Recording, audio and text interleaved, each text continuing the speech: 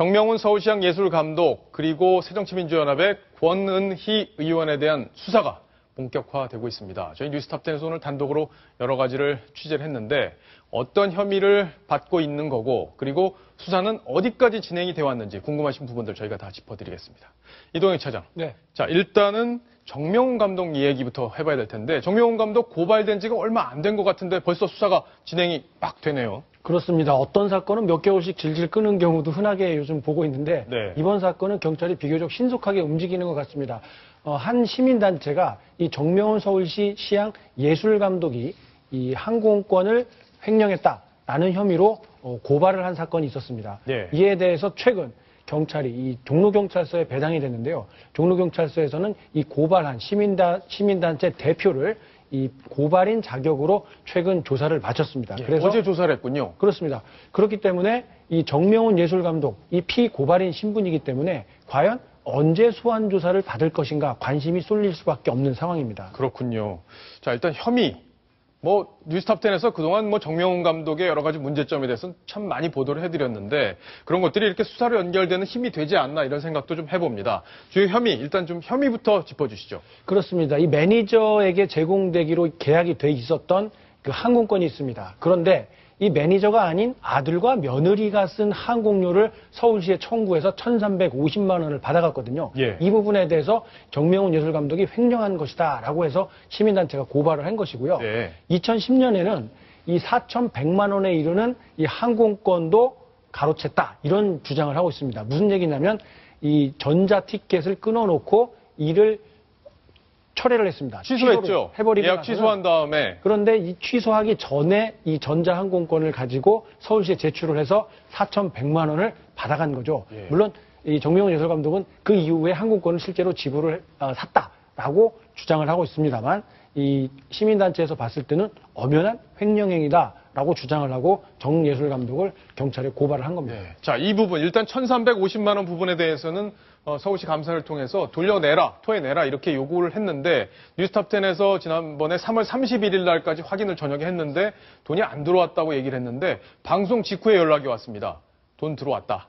아마 이제 저희가 계속 그날 하루 종일 전화를 하니까 취재를 하니까 아마 정명훈 감독 측에 연락을 한 건 아닌가 이런 생각이 들던데 여성원 변호사께 질문을 드리겠습니다. 자, 이 돈이 지금 반납이 됐다는 거예요. 네. 그러면 이 부분은 반납이 되면 횡령의 혐의로 들어가지 않습니까? 어떻습니까? 아니죠. 전혀 횡령죄는 그 피해 회복을 했다고 하더라도 네. 일단 죄가 성립한 것은 없어지는 게 아니고요.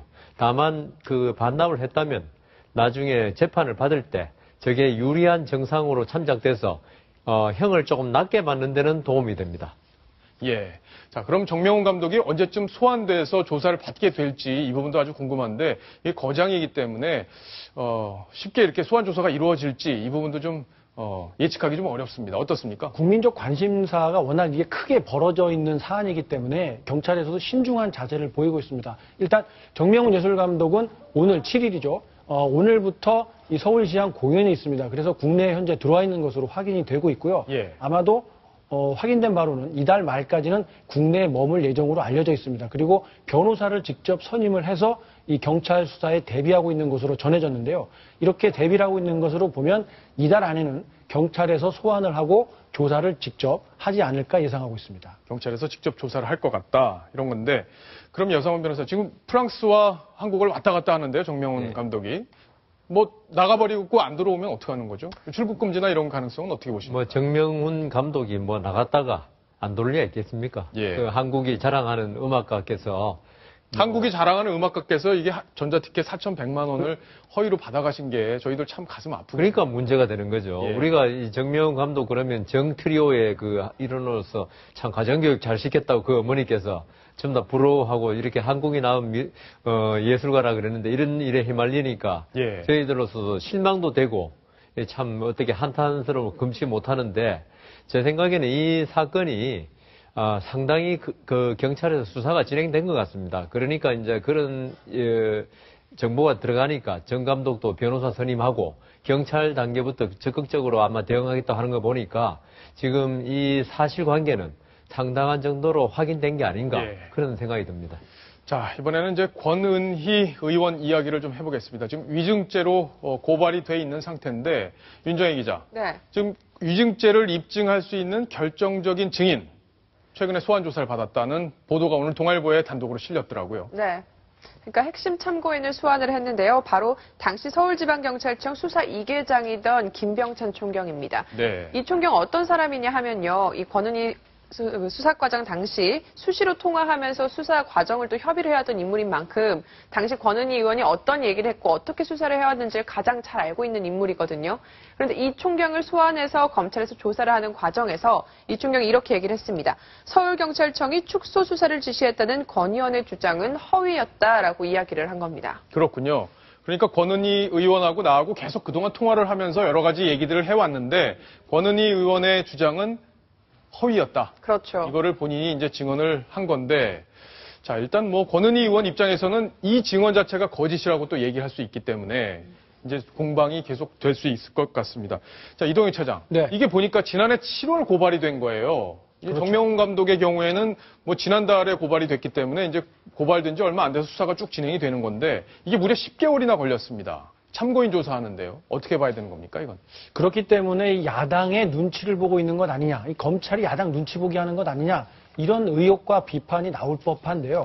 이번에 저는 그렇게 생각합니다. 이 검찰에서 뭔가 수사를 확실하게 속도를 내지 못할 때는 명쾌한 증거가 없기 때문에 자칫하다가는 무리한 속도를 냈다가는 이 야당이나 여당 혹은 이 수사 대상자로부터 이 불필요한 수사다라는 공격을 받을 수 있기 때문에 항상 조심스러운 스탠스를 취할 수밖에 없습니다. 하지만 이번 같은 경우에는 참고인으로 불렀지만 명쾌하게 권은희 의원의 진술이 거짓이다라고 명확하게 제3자가 밝힌 내용이기 때문에 뭔가 중요한 핵심 증거 자료로 활용할 수 있지 않을까, 예. 그렇게 판단이 된다면 검찰에서도 이 야당 탄압이다 이런 비판을 의식하지 않고 속도를 좀 내지 않을까 예상합니다. 네, 지금부터 이제 속도가 좀 붙지 않을까 이렇게 좀 전망을 해볼 수 있고, 또 언론 보도가 나오면 또 더 힘을 받는 그런 경우가 있기 때문에 여상원 변호사께 제가 질문 하나 드리겠습니다. 근데 위증죄라는 게 그렇다면서요. 내가 거짓말을 하고 있다, 위증을 하고 있다는 걸 알면서 위증을 해야, 그래야 위증죄로 처벌을 할 수 있다는 건데, 이걸 어떻게 입증을 할 수 있나요? 지금 김병찬 총경 진술이 있지만, 예. 이거는 권은희 의원 진술과 서로 모순될 수 있거든요. 그냥 그렇죠. 어느 말을 믿느냐, 이거는 사실 판단 문제인데, 네. 제 생각에는 이 검찰이나 법원에서 지금 가장 결정적인 건 대법원 판결이 나왔다는 겁니다. 예. 대법원 판결에서 권은희 의원의 이제까지 증언, 그 김용판 전 청장의 재판 과정에 나온 증언이 믿을 수 없다고 판단 내렸습니다. 무죄로 나왔죠. 예. 저 무죄로 신용판 전 나오면서 청장에 그게 대해서. 무죄 나온 결정적인 증거가 바로 권은희 전 의원의 법정 증언을 믿을 수 없기 때문에 그렇다고 했습니다. 그렇죠. 그러면 거짓이라는 건 드러났는데, 이게 알고 거짓이냐 안 알고 거짓이냐, 본인은 실제로 그렇게 믿었느냐, 이 부분을 가려야 되는 거잖아요. 그렇지만 그것은 예. 본인이 나는 믿었다 안 믿었다 이게 중요한 게 아니고요. 봐야 자백하면 되는 물론 거죠, 좋지만 그다음에. 예. 자백을 하지 않겠죠.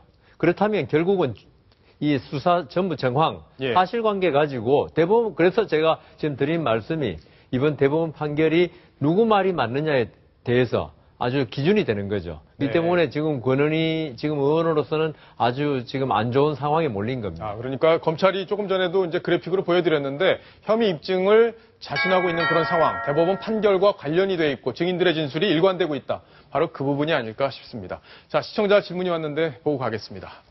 권 의원이 국회의원이 된 건 국정원 댓글 사건 축소 수사 지시가 있었다는 주장을 했기 때문인데, 대법원에서 주장이 허위로 밝혀졌다면 자격이 없는 것 아닌가요? 그러네요. 위증 혐의가 입증되려면 시간이 한참 걸릴 텐데 내년 총선에서 또 공천을 받을까요? 라고 물어보셨습니다. 조순희 차장이 이 부분 답을 좀 주셔야겠습니다. 네. 내년에 공천 또 받을까요? 작년에 730 재보궐선거 때 권은희 의원이 공천을 받아서 당시에 얼마나 보은 공천이라는 비판이 많았습니까? 이 재판이 진행 중인 사람을 그 전략 공천한 전례도 없거니와 예. 명분이 없기 때문에 굉장히 비판을 받았죠. 근데 내년 4월 총선은 그 여야의 대선 후보가 당대표로서 공천권을 행사합니다. 새누리당 김무성 대표, 새정치연합의 문재인 대표, 정말 그 차기 대선을 위해서 쇄신 공천 경쟁을 벌일 텐데요. 그렇다면 이 보은 공천이라고 굉장히 비판을 받았던 권은희 의원이 다시 공천을 받을 수 있을까? 이거는 조금 어렵지 않나? 이런 어렵다. 관측이 좀 나오고 있고요. 예. 또 한 가지 흥미로운 것은 요즘에 이 김용판 전 청장도 새누리당 공천을 받으려 한다라든가 새누리당도 검토하고 있다라든가 이런 굉장히 또 소문이 많습니다. 그러면 대구 그래서 지역에 출마를 검토한다는 얘기들이 있죠. 그렇습니다. 예. 그래서 보훈 공천이라든지 또는 보복 공천이라든지 이런 얘기가 없어야 아마 쇄신 공천을 이룰 수 있지 않을까 그렇게 보고 있습니다. 네. 자, 여성원 변호사께도 짧게 정리를 예, 해주시죠. 제 생각에는 지금 이게 모해 위증이 되면은 네. 권은희 의원이 진짜 정치 생명이 거의 끝나는 거거든요. 모해 위증은 벌금이 없습니다. 10년의 징역만 있기 때문에. 예, 그래서 상대를 그러니까 위할 목적으로 해할 위증을 목적으로 했다. 위증을 예. 했을 때 지금 그렇게 지금 법 적용을 할 가능성도 있는 사건이거든요. 그렇다면은 새정치연합이 아무리 급하다 하더라도 그렇게 그 혐의를 받고 있고 제 생각에는 이게 유죄될 가능성이 많기 때문에 예. 그렇게 해서 공천 받아서 나중에 국회의원 돼도 곧 실형을 받으면 집행유예를 받거나 하면 의원직을 상실하거든요. 그렇겠죠. 그런 관점에서 이번에는 공천에 좀 더 신중을 기해야 된다고 생각합니다. 네. 자, 지금 공천이 쉽지 않겠다 이런 얘기들이 나오고 있는 그런 상황까지 저희가 한번 정리를 해봤습니다. 이번 소식은 정명훈 감독 그리고 권은희 의원에 대한 수사 소식이었습니다.